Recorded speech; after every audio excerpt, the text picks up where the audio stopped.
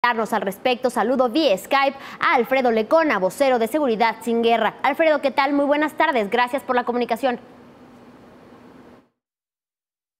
Al contrario, muchas gracias a ti, Elena. Alfredo, cuéntanos, ¿cuáles pueden ser las consecuencias de la aprobación de la Ley de Seguridad Interior en los términos en los que está planteada y que sabemos que afecta de manera directa la protección de derechos humanos y que además no dota de un marco regulatorio para las acciones del Ejército y la Armada, evidentemente, en acciones de seguridad pública? Yo creo que todas las que advertimos con anterioridad.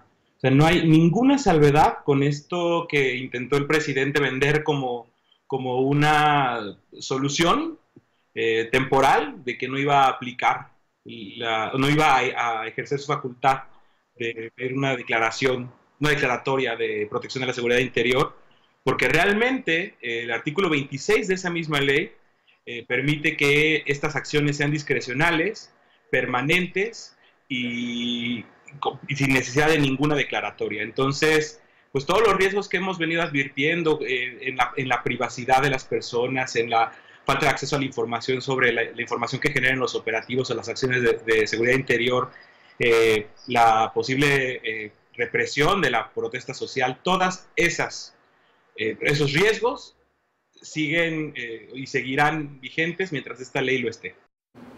¿Y qué nos dices de la afectación directa a los derechos humanos que sabemos que supuestamente se deben de resguardar? Sin embargo, no ha ocurrido de esta manera como está planteada la ley.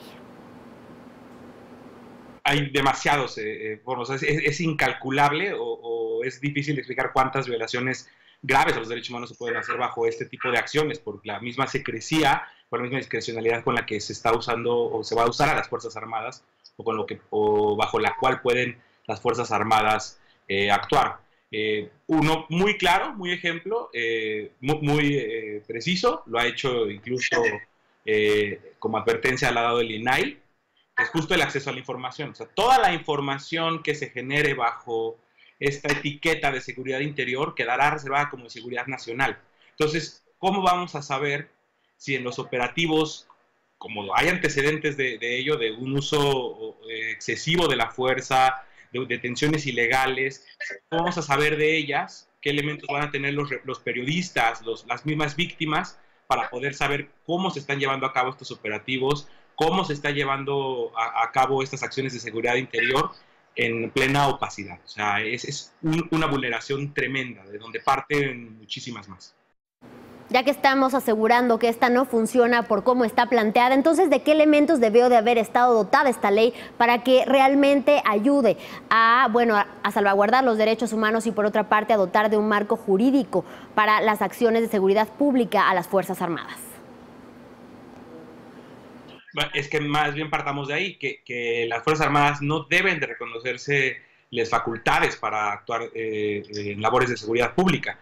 Lo que es cierto es que el presidente de la República, el 29 de noviembre, dijo que esta ley sí era para eso, para normar su actuación en labores de seguridad pública, lo cual es peligrosísimo. Entonces, de hecho, la ley no hubiera transitado en el debate de los impulsores en las cámaras si no hubieran estado repitiendo todo el tiempo que seguridad interior no es seguridad pública, ¿no? Entonces ahí hay una suerte de confesiones entre poderes, entre representantes de la clase política y ciertamente a quienes nos pasan a traer es a nosotros, porque nosotros de entrada sí dijimos no es necesaria una ley de seguridad interior, o sea, no en estos términos, o sea, no es un debate, no es ni la parte de un debate necesario. O sea, el debate completo que fue nuestra petición específica era nacional, era que se abriera un diálogo donde hubiera una reflexión plural de todas las personas, de todos los actores que tuvieran que estar, que tendrían que ser escuchados para poder llegar hacia un modelo de seguridad ciudadana. O sea, no esta ley que no está haciendo más que mandar a la opacidad o legalizar la opacidad y quizás incrementarla sobre acciones que ya son un exceso y ya son opacas actualmente. Alfredo, ¿y entonces en qué momento llega la promulgación de esta ley de seguridad interior? Danos un ejemplo de qué es lo que está ocurriendo desde hace ya 11 años que se militarizó el país y en los que hemos estado viviendo de manera constante la violencia y también la inseguridad en todas partes del país. Pues digo, va a pasar muchas cosas. Yo creo que nada más de salir del mes antepasado, todavía no tenemos el balance de noviembre, pero nada más de salir del mes más violento de los últimos 20 años en este país, creo que es una forma de ver el punto en el que estamos y la irresponsabilidad de la clase política para tener esto. O sea, yo creo que lo que vamos a ver inmediatamente es, como dices, ya la normalización de esto, del ejército en las calles, terminando, siguiendo con sus labores de seguridad pública fuera del orden constitucional, pero porque no construyen policías. Y alguna de las cosas más, yo creo que tangibles, de cierta forma, y de cierta forma no tanto, es el espionaje, por ejemplo. Sabemos que la Secretaría de Defensa Nacional tiene herramientas o tiene software de espionaje similar al que se usó para espiar a periodistas, a comunicadores, a defensores de derechos humanos, a menores de edad, a miembros del GIEI, incluso, en el famoso caso de gobierno espía, ¿no? Vaya, el mismo Roberto Gil Suárez, uno de los impulsores de la ley, fue víctima de este software Pegasus, que todos recordaremos muy bien. Entonces, imaginemos la contratación de este tipo de herramientas tecnológicas, imaginemos el uso sin control judicial alguno de estas herramientas, de esta retención de datos, en pleno proceso electoral.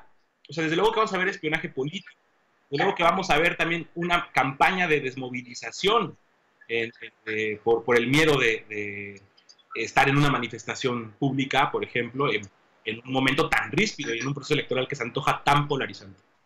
Finalmente, dinos, tras su promulgación que sigue, sabemos que quieren encabezar tanto legisladores como organizaciones de la sociedad civil esta acción de inconstitucionalidad. Mira, desde el colectivo Seguridad Sin Guerra hemos manifestado que ahora que se promulgó, haremos todas las acciones legales que sean posibles, que sean pertinentes, con mucha responsabilidad, desde luego. Saludamos la intención que ha sido muy manifiesta de la Comisión de Derechos Humanos, de la Comisión Nacional de Derechos Humanos, de los Derechos Humanos, que sí ha venido señalando reiteradas ocasiones que además que quiere trabajar con la sociedad civil, lo que quiere escuchar a la sociedad civil para pulir las razones de inconstitucionalidad y presentarla ante la Suprema Corte de Justicia, y esto desde luego es un camino para nosotros, ¿no? Saludamos la acción de inconstitucionalidad que pueda promover el INAI en lo referente a acceso a la información pública. Saludamos las controversias constitucionales que pueden promover algún estado o alguna alcaldía o algunas alcaldías, y desde luego en toda aquella opción legal, jurídica, encaminada a revertir este golpe, nosotros estaremos acompañándola, además de pensar desde luego en la ruta de los amparos. Bien, pues agradezco mucho a Alfredo Lecona, vocero de Seguridad Sin Guerra, y estaremos muy al pendiente de qué ocurre. Esta ley ya es ley porque ya está publicada en el Diario Oficial de la Federación. Sin embargo, todavía sabemos, por lo que nos dices y por lo que han expresado legisladores, que hay acciones legales que se pueden llevar a cabo para echarla hacia atrás. Que tengas muy buena tarde y gracias nuevamente. Muchísimas gracias, Elena.